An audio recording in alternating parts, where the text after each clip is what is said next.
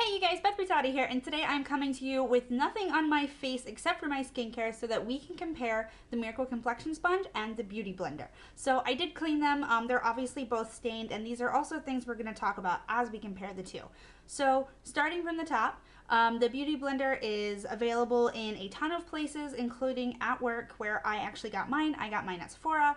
And because I work at Sephora, I also have a lot of information about the Beauty Blender from getting trained on it. So the big thing that sets the Beauty Blender apart is it is $19.99. It costs that much, or I think $19.95, whatever it is. It's 20 bucks. It costs that much because it's actually a patented foam, and they actually own the factory that creates the foam, so nobody else is going to have an imitation Beauty Blender. Like, it just doesn't exist.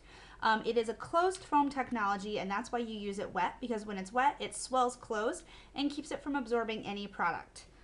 The other one is the Miracle Complexion Sponge. This one is from Real Techniques, and it's around $5 or $6 a pop, depending on where you get it. It is available everywhere that Real Techniques is available, which means kind of all over the place. I actually ordered mine off of Amazon because Aaron got them for me, but you can find them pretty much everywhere. I've seen them at Bed Bath & Beyond. I believe I've seen them at Walmart, so just everywhere. And of course, I'm sure it's at Ulta. I haven't been in an Ulta in over 2.5 years, so I honestly don't know. So $5 or $6. I actually got mine in a 2-pack, which was $10.65 on Amazon, usually $10 to $11 in person, wherever you may happen to find it. It is not the patented foam. It has a little more bounce than the Beauty Blender does. Like, it has more resistance. And when it comes to the two, I will actually often use my Real Techniques sponge wet or dry, but I always use my Beauty Blender wet. So outside of that, that is where like the comparisons end. They are both damp right now, which is why they're both huge. So we are actually going to apply today the Henriksen Perfect Truth CC Cream mixed with a couple of drops of the Cover Effect CC Custom Cover Drops to bring the color down just a touch, because this is just too dark for me. All I have on my face right now is my skincare, which is the Nude Rescue Oil and the Dark Spot Defense from Dr. Dennis Gross, so that's an SPF 50, and then I have my eye cream under my eyes, which right now is the Ula Ultimate Lift Eye Cream for daytime. So, starting with the Real Techniques sponge, and the one thing that I do like that's different about this sponge is the flat edge. So what I like to do with the flat edge is actually pick up product, and before I start blending, I tend to swipe it all over the face, and then I go back and bounce.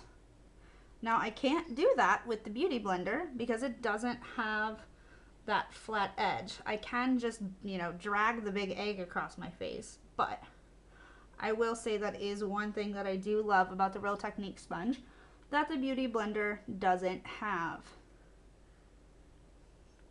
Now, I know why the Beauty Blender doesn't have that. The Beauty Blender has no flat edges to prevent blend lines, like what I just got right here by my eye, for example, and I had to flip it around and use the round edge.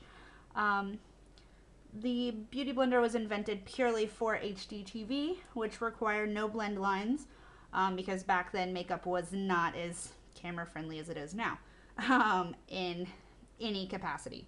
So that's why the Beauty Blender is completely rounded. But I do enjoy the flat edge. I feel like it does a little more work a little bit faster. And you guys can see for a CC cream, this is creating quite a bit of coverage, because stippling on a CC cream is going to give more coverage than rubbing it in. So now we're going to switch to the Beauty Blender. You can see that side of the face. This is actually a really pretty CC cream, or CC, BB, CC, whatever it is. So we're going to take this guy and we're going to take the flat bottom edge. One thing you will notice is, yes, it is stained, but also important is that it is very, very faded. This is actually something I asked my Beauty Blender rep about, because I was kind of concerned because I'm pale and I don't want to accidentally get dyed pink. I've noticed that every time I wash it, it bleeds quite a bit. And because it bleeds, I was really worried I was going to get dyed pink, and that's no bueno. So I asked her about it, and she actually told me that it is vegetable dye, so it shouldn't like stain my skin, and if it did, it wouldn't be like for days or anything crazy. I have a dark spot in the CC cream. So that was actually reassuring to hear. She is going to try to find out why they bleed more now, because anybody who's had a beauty blender for a while may or may not have noticed that they bleed more now.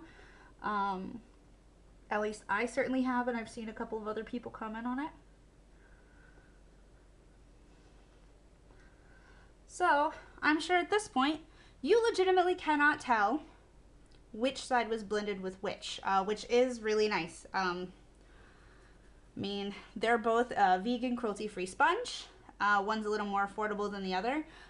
When it comes down to it, when I'm doing makeup on somebody else, like if it's going to be a wedding or it's going to be a photo shoot or something, I'm probably going to grab a beauty blender just because I trust the foam a little bit more. This one does absorb a little more product. But outside of that, like for my everyday regular use, I would probably just get the Real Technique sponge just because it's actually a quarter of the price. So very, very similar products. So I'm going to go ahead and finish my makeup as far as my cream products go, and I'm going to do it all with the Beauty Blender so you can kind of see how it goes.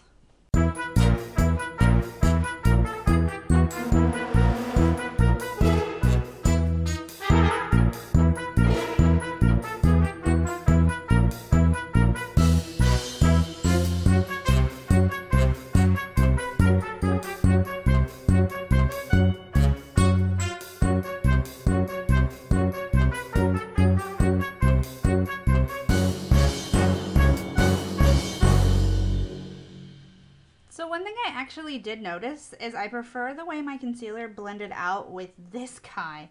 I had not noticed that previously, but I definitely feel like it blended out better with the Real Technique sponge, so maybe that's important to note. So yeah, that is going to be the side-by-side of those. Very, very comparable products. If you want the Beauty Blender to have the Beauty Blender, certainly go buy it. It's vegan and it's cruelty-free, so why not? If you're, you know, balling on a budget, you could get 4 of these for the price of the other one. So totally up to you. Hopefully that is helpful to some of you guys, and I will talk to you guys soon. Bye.